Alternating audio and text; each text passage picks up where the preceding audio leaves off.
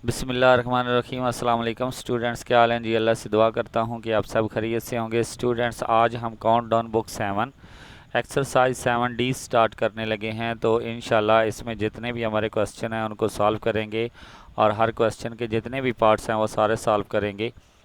तो स्टूडेंट्स, आपने टॉपिक में जाने से पहले आपसे रिक्वेस्ट करूंगा कि अगर आपने मेरा चैनल सब्सक्राइब नहीं किया तो मेरे चैनल को सब्सक्राइब करें और साथ में बेल आइकन को प्रेस करें ताकि मेरी हर आने वाली वीडियो आप तक पहुंच सके। तो स्टूडेंट्स, अगर वीडियो अच्छी लगे तो लाइक और शेयर ज़रूर किया करें। तो बढ़ते हैं अपने टॉपिक की तरफ जी। तो हमारा टॉपिक है आज का सिंपल इंटरेस्ट। तो सबसे पहले तो सिंपल इंटरेस्ट के बारे में डिस्कस करते हैं। A sum of a money deposited in a bank for a certain period of a time earn an extra amount of a money. This additional amount depend on the amount deposited and the period for which it was deposited to begin with the similarly। ठीक है, वो कह रहे हैं कि जब हम कोई रुपए पैसे जो है वो बैंक में जमा करवाते हैं तो बैंक उसके ऊपर हमें कुछ प्रॉफिट देता है। जो एडिशनल रुपए होते हैं जो उससे जो हमने जमा करवाए होते हैं उससे जो एक्स्ट्रा पैसे हमें मिलते हैं उनको हम सिंपल इंटरेस्ट कहते हैं। ठीक है जी। जैसा कि फॉर एग्जांपल मैंने 1000 रुपया डिपॉजिट करवाया, 1 साल के बाद या 2 साल के बाद या 3 साल के बाद या 4 साल के बाद ये जो हम सिंपल इंटरेस्ट लेते हैं ये साल के हिसाब से लेते हैं। ठीक है जी। तो जितना ज़्यादा पीरियड होगा उतने मुझे ज़्यादा पैसे मिलेंगे, जितना कम पीरियड होगा उतने कम पैसे मिलेंगे। ठीक है जी। इस तरह इसका डिपेंड होता है रेट पे भी। अगर रेट ज़्यादा मिलेगा तो ज़्यादा पैसे मिलेंगे, कम रेट मिलेगा तो कम पैसे मिलेंगे। तो फॉर एग्ज़ाम्पल मैं 1000 रुपया जमा करवाता हूँ और मुझे 10% जो है वो क्या बनता है, रेट मिलता है। तो मैं 1 साल के लिए जमा करवाता हूँ तो मुझे जो वापस मिलेंगे वो 1100 रुपये मिलेंगे। तो जो ऊपर 100 रुपया होगा, 1000 तो मैंने जमा करवाया था, जो 100 रुपया जो है वो बैंक वालों ने एक्स्ट्रा दिया है वो मेरा क्या होगा, उसको मैं कहूँगा सिंपल इंटरेस्ट। ओके जी। इसके बाद a person who borrows money, जो उधार लेता है, is known as a debitor, उसको हम कर्जदार कहते हैं। And the person who lends it known as a creditor, और जो पैसे देता है उसको हम कहते हैं creditor. The money borrows is called the principal, जो रुपए पैसा उधार दिया जाता है उसको हम कहते हैं प्रिंसिपल। ओके जी। इसके बाद ये इंटरेस्ट की बात यहाँ पे भी वो कह रहे हैं amount in additional to principal, जो प्रिंसिपल के ऊपर एक्स्ट्रा वैल्यू ली जाती है उसको हम कहते हैं इंटरेस्ट। इसी तरह amount in additional to principal, ये डेबिटर भी हो सकता है, ये हमारे पास डिपॉजिटर भी हो सकता है। ये सारी चीज़ें जो हैं हम कह सकते हैं। फॉर एग्ज़ाम्पल मैंने किसी से उधार लिए 1000, तो मैंने 1100 वापस करना है, तो ये हमारा यहाँ पे आ जाएगा paid by a debtor when repaying the money borrowed. ठीक है। इसी तरह अगर बैंक को दे दिए हैं तो बैंक हमें 1100 वापस देगा, तो ये हमारे पास which the bank pays to depositor. ठीक है जी। तो ये हमारे पास वर्ड हम यूज़ कर सकते हैं फॉर इंटरेस्ट के लिए। इसके बाद रेट ऑफ इंटरेस्ट, यानी कि जो हमें वो रेट देता है कि जी 1 साल के लिए अगर आप पैसे रखेंगे तो इतने % आपको रेट मिलेगा, 2 साल के लिए रखेंगे इतने % रेट मिलेगा। तो the interest to be paid for a certain sum of a fixed period of a time 1 year, इससे ज़्यादा भी हो सकता है, is known as the rate of interest. ठीक है। जो वो फिक्स % लगाते हैं उसको हम रेट ऑफ इंटरेस्ट कहते हैं।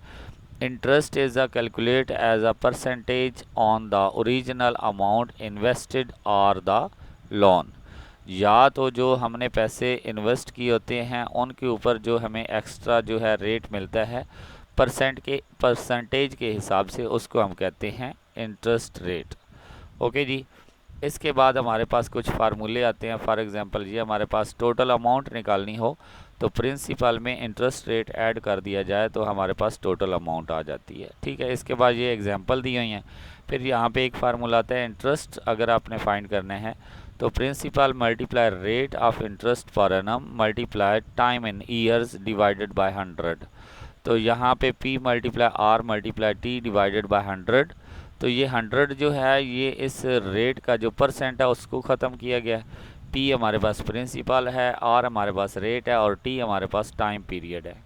इसी तरह I हमारे पास सिंपल इंटरेस्ट है। ओके जी।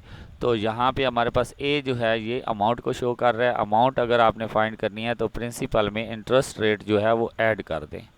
तो जब हम प्रिंसिपल में इंटरेस्ट, सिंपल इंटरेस्ट को ऐड करेंगे तो हमारे पास क्या अमाउंट आ जाएगी।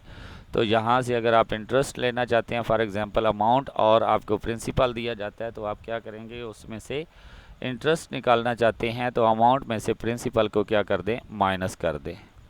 इसके बाद यहाँ पे थोड़ा सा देखते हैं डू यू नो के बारे में कि every country has a central bank. हर मुल्क का अपना एक बैंक होता है which administrator public licenses and issues legal tenders currencies.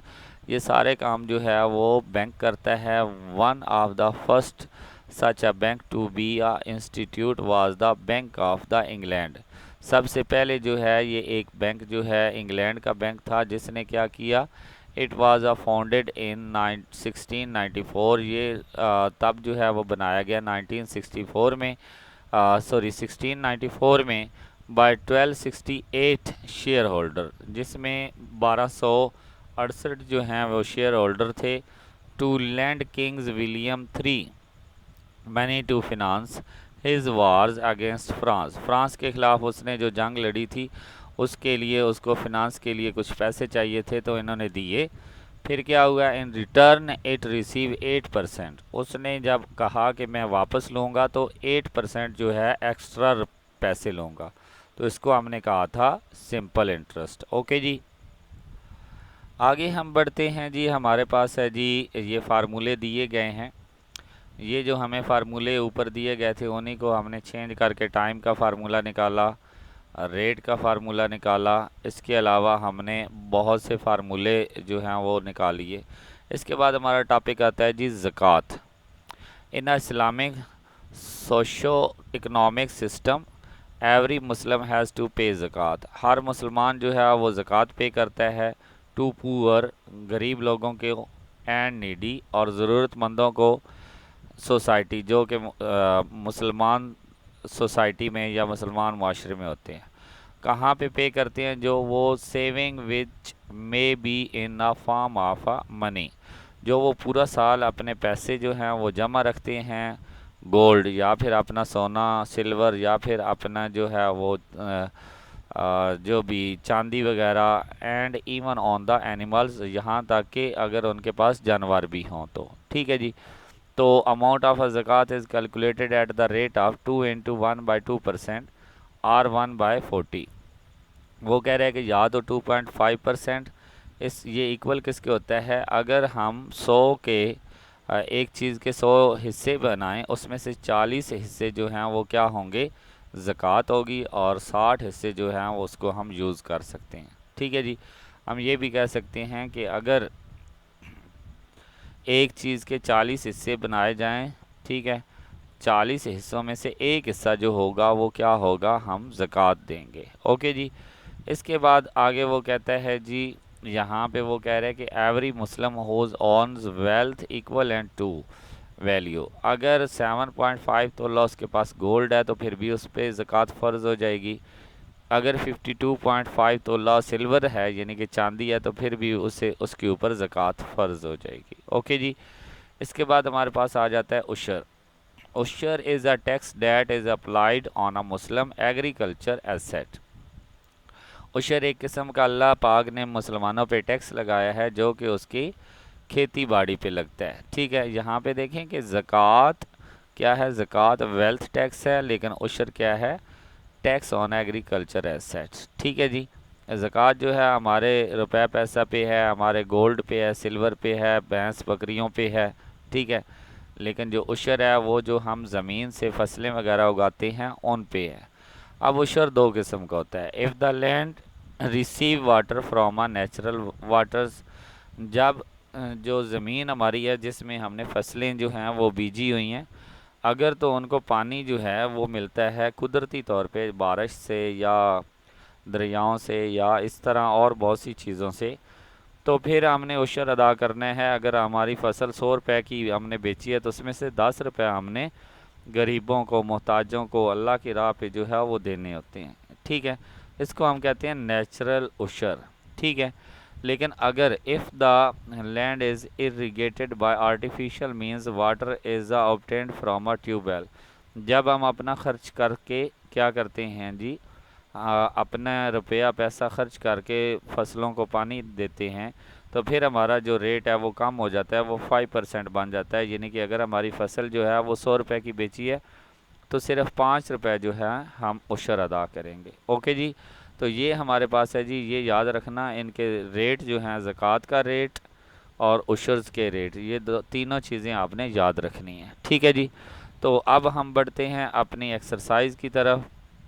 Exercise में देखें, सिंपल सबसे पहला क्वेश्चन है fill in the blanks. Simple discount is a reduction on the dash price. ठीक है, कौन सी प्राइस पे हम डिस्काउंट देते हैं जी, मार्क प्राइस पे। ये यहाँ पे मैंने क्वेश्चन सॉल्व किए हुए हैं, ये इनके आंसर सारे लिखे हुए हैं, आप यहाँ से इनको उठा सकते हैं और आपकी बुक के लास्ट पे भी दिए हुए हैं। इसके बाद हमारे पास staff salaries, electricity bills and transportation और द एग्जाम्पल ऑफ ओवरहेड, यानी कि ओवरहेड हमारे पास सैलरीज वगैरह या ये सारी चीज़ें हम पीछे पढ़ चुके हैं। इसके बाद dash, dash is the amount paid in addition to a principal, principal के ऊपर हम कौन सी चीज़ ऐड करते हैं, इंटरेस्ट रेट। ओके जी, इसके बाद ushr is a tax on agriculture of a Muslim, ये मुसलमानों की खेती बाड़ी पे एक टैक्स होता है।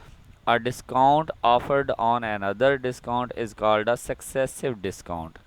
ये देखिए हमारे पास पहले में मार्क्ड है, दूसरे में ओवरहेड है, तीसरे में इंटरेस्ट है, चौथे में एग्रीकल्चर एसेट है और पांचवें में हमारे पास सक्सेसिव है। फिर हम ट्रू फॉल्स में आ जाते हैं। The mark price is the price after deducting simple discount, no ये रॉन्ग है हमारे पास। इफ़ द दूसरा हमारे पास if the mark price is a 200 and a discount rate 10%, तो सेलिंग प्राइस क्या होगी जी, 180। तो वो कह रहे हैं कि अगर 200 रुपये जो है वो उसकी मार्क प्राइस है, लेकिन वो 10% डिस्काउंट देता है, तो वो 190 रुपये की बिकेगी। नो, 100 रुपये पे 10 रुपये छोड़ रहा है, तो 200 पे कितने 20 छोड़ेगा, तो वो 180 की मिलेगी। तो ये रॉन्ग है, ये फॉल्स है। ओके जी, उसके बाद वो कहते हैं the cost of an item is not a overhead, yes ये हमारे पास दुरुस्त है कि कॉस्ट ऑफ एन आइटम जो होती है वो ओवरहेड में शामिल नहीं होती।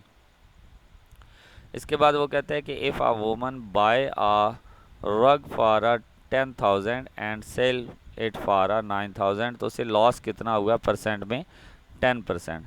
तो अब ये देखें 10,000 में से 9,000 माइनस करें तो 1,000 रह जाएगा, 1,000 को परसेंटेज में चेंज करेंगे तो हमारे पास क्या आ जाएगा, 10%। इसके बाद वो कहते हैं कि zakat is a compulsory for all Muslim, yes ये भी हमें जो है वो ट्रू है, तमाम मुसलमानों को ज़कात अदा करनी चाहिए जो कि साहिब निसाब हों। इसके बाद हमारे पास क्वेश्चन नंबर 3 आ जाता है, लेकिन उससे पहले मैं कुछ फार्मूले आपको बताना चाहता हूँ। अमाउंट का फार्मूला हमारे पास प्रिंसिपल प्लस इंटरेस्ट, तो प्रिंसिपल को P से शो करते हैं प्लस इंटरेस्ट को I से, तो इस तरह हमारे पास अमाउंट किसके A को शो कर रही है, तो हमारे पास बन जाएगा A is equal to P plus I। Okay जी, यहाँ से अगर हम I की वैल्यू निकालना चाहते हैं तो P इधर आकर A में से माइनस हो जाएगा, तो इसको हम लिख सकते हैं I is equal to A minus P। तो इसी तरह यहाँ से अगर आप I की वैल्यू निकालना चाहते हैं, ठीक है, तो क्या होगा जी, P इधर माइनस होगा, अगर P की वैल्यू निकालना चाहते हैं तो I माइनस हो जाएगा। ठीक है, इसके बाद इंटरेस्ट का formula P multiply R percent multiply T, ये परसेंट को ख़त्म करेंगे नीचे 100 आ जाएगा। तो यहाँ पे P जो है वो प्रिंसिपल है, रेट जो है वो R जो है वो रेट ऑफ इंटरेस्ट है और T हमारे पास टाइम इन ईयर है। तो टाइम का फार्मूला ये बन जाएगा, रेट का फार्मूला ये हमारे पास बन जाएगा और प्रिंसिपल का फार्मूला ये बन जाएगा। ठीक है जी, इसके बाद हमारे पास ज़कात की बात करें तो ज़कात की अमाउंट अगर फाइंड करना चाहते हैं तो zakat rate percent multiply total property. तो अगर प्रॉपर्टी निकालना चाहते हैं तो zakat amount by rate of zakat multiply 100। तो ये हमारे पास जो है यहाँ पे ज़कात रेट कितना है, 2.5%, इसको आप 2 × 1/2% भी कह सकते हैं। सेम इसी तरह आपके उशर के फार्मूले हैं, ushr percent multiply property, property निकालनी है तो ushr amount multiply 100 divided by ushr rate. तो नेचुरल ओशर हमारे पास 10% होता है और आर्टिफिशियल हमारे पास क्या होता है 5% होता है। अब हम आते हैं अपने क्वेश्चन की तरफ। तो क्वेश्चन है हमारे पास जी, क्वेश्चन नंबर 3 में वो कहता है कि find the interest each of the following cases. यहाँ पे हमने इंटरेस्ट फाइंड करना है जिसमें हमारे पास प्रिंसिपल 400 है, परसेंटेज हमारे पास 5% है और टाइम हमारे पास 4 ईयर है। ठीक है जी, तो इनको हम सॉल्व करेंगे तो हमारे पास ये देखें P की वैल्यू 400, R की वैल्यू 5% और टाइम हमारे पास 4 ईयर। तो हम फार्मूला लगाएंगे I is equal to P R percent multiply time. तो ये परसेंट को ख़त्म करेंगे तो 100 आ जाएगा, 100 की दोनों ज़ीरो 400 की दोनों ज़ीरो से कैंसिल। तो हमारे पास रह गया जी 4 मल्टीप्लाई 5 मल्टीप्लाई 4। तो 4 हमारे पास आ जाता है 4 5 ज़ार 20, 20 4 ज़ार 80 रुपीज़ जो है हमें क्या मिलेगा जी, इंटरेस्ट मिलेगा। ओके जी, नेक्स्ट हमारे पास इसी का पार्ट नंबर 2 है। 50 रुपीज़ हमारे पास क्या है, प्रिंसिपल है, यानी कि उधार लिए हैं। 3.3 इंटू 1/2% हमारे पास रेट है और 7 ईयर जो है हमारे पास टाइम पीरियड है। तो इस पे हम इंटरेस्ट कितना लेंगे जी, हमारे पास प्रिंसिपल जो है वो 50 रुपीज़ है, रेट हमारे पास 3 इंटू 1/2% है और टाइम हमारे पास 7 है। तो यहाँ पे देखें, पहले तो हम इस रेट की जो होल नंबर है इसको ख़त्म करेंगे। 3 2 ज़ार 6 प्लस 1 7/2 आ जाएगा और साथ में परसेंट को ख़त्म करेंगे तो नीचे 100 आ जाएगा। तो ये 2 1 ज़ार 2 25 ज़ार, तो ऊपर हमारे पास रह गया 7 मल्टीप्लाई 7 49 और साथ में 25 डिवाइडेड बाय 100। 25 मल्टीप्लाई 49 हमारे पास 1200, 25 डिवाइडेड बाय 100 जब हम इनको डिवाइड करेंगे तो हमारे पास 12.25 आ जाएगा। ठीक है जी, तो ये हमारे पास इंटरेस्ट आ गया। क्वेश्चन नंबर 3 का लास्ट पार्ट है हमारे पास प्रिंसिपल है जी 450 एट आ 4% पर एनम्स फॉर 2 ईयर्स एंड 9 मंथ। तो यहाँ पे देखें P हमारे पास वैल्यू है जी 450, रेट हमारे पास 4%, टाइम हमारे पास 2 ईयर 9 मंथ है जी। तो सबसे पहले हम क्या करेंगे, टाइम को ईयर्स में चेंज करेंगे। 2 ईयर्स प्लस 9 मंथ को हम क्या करेंगे 12 पे डिवाइड करेंगे तो हमारे पास ईयर्स में चेंज हो जाएगा। तो ये 9/12 ये क्या बन जाएगा 0.75, 2 प्लस 0.75 क्या बन जाएगा 2.75। ओके जी, तो अब हम फार्मूला लगाएंगे PR%T। तो P हमारे पास 450 मल्टीप्लाई 4/100 मल्टीप्लाई 2.75। ओके जी, तो ये एक ज़ीरो कैंसिल हो जाएगी, पीछे हमारे पास रह जाएगा 45 मल्टीप्लाई 4, तो ये हमारे पास 180 डिवाइडेड बाय 10 मल्टीप्लाई 2.75। 180 की ज़ीरो कैंसिल हो जाएगी, पीछे रह जाएगा 18 मल्टीप्लाई 2.75। इनको जब मल्टीप्लाई करेंगे तो हमारे पास आंसर आ जाएगा 49.50। ओके जी, नेक्स्ट हमारे पास क्वेश्चन नंबर जो 4 है उसके दो पार्ट्स हैं। तो find the rate of the per annum by applying. हमने यहाँ पे रेट फाइंड करना है। 700 प्रिंसिपल है, 210 हमारे पास सिंपल इंटरेस्ट है और 3 ईयर हमारे पास टाइम है। तो ये देखें हमारे पास प्रिंसिपल 700, इंटरेस्ट जो है हमारे पास 210, टाइम हमारे पास 3 है। तो R% का जो फार्मूला है वो हमारे पास क्या है, हमने अभी आपको बताया। ये देखें हमने सारे फार्मूले लिखे हुए हैं, ये हमारे पास रेट परसेंट का फार्मूला है। ओके जी, तो इस फार्मूले को आपने यूज़ करने हैं। हमारे पास आ जाएगा जी interest by P T multiply 100%। तो इंटरेस्ट हमारे पास 210 है डिवाइडेड बाय P हमारे पास 700 मल्टीप्लाई 3 मल्टीप्लाई 100%। तो ये 100% के साथ जो दो ज़ीरो हैं ये 700 से कैंसिल। तो ऊपर हमारे पास 210 डिवाइडेड बाय 7 3 ज़ार 21। अब 21 से कैंसिल तो हमारा आंसर आ जाएगा 10%। ओके जी, नेक्स्ट हमारे पास है जी क्वेश्चन नंबर 4 का दूसरा पार्ट। प्रिंसिपल हमारे पास है जी 1200, हमारे पास जो इंटरेस्ट है वो हमारे पास 144 है और टाइम हमारे पास 2 ईयर्स है। तो ये भी सेम उसी तरीके से हम फार्मूला लगाएंगे R% का I/PT मल्टीप्लाई 100%। तो ये 100 की दोनों ज़ीरो जो है 1200 से कैंसिल, नीचे हमारे पास क्या रह जाएगा 144 डिवाइडेड बाय 12 मल्टीप्लाई 2। तो ये 12 को कैंसिल करेंगे, ऊपर 12 आ जाएगा। अब 12/2% आ जाएगा। 12/2 को जब डिवाइड करेंगे तो 6% बन जाएगा। अब हम क्वेश्चन नंबर 5 की तरफ आते हैं। क्वेश्चन नंबर 5 के दो पार्ट्स हैं। Find the time by applying the formula. तो यहाँ पे हमने टाइम पीरियड निकालना है। 600 हमारे पास क्या है जी, प्रिंसिपल, और 90 रुपीज़ हमारे पास सिंपल इंटरेस्ट है, और 5% हमारा रेट है। तो हम क्या करेंगे जी, फार्मूला अप्लाई करेंगे। तो हमारे पास फार्मूला जो है टाइम का क्या है जी, T=I/PR × 100। तो I की वैल्यू हमारे पास 90, P की वैल्यू 600 मल्टीप्लाई R की वैल्यू 5%।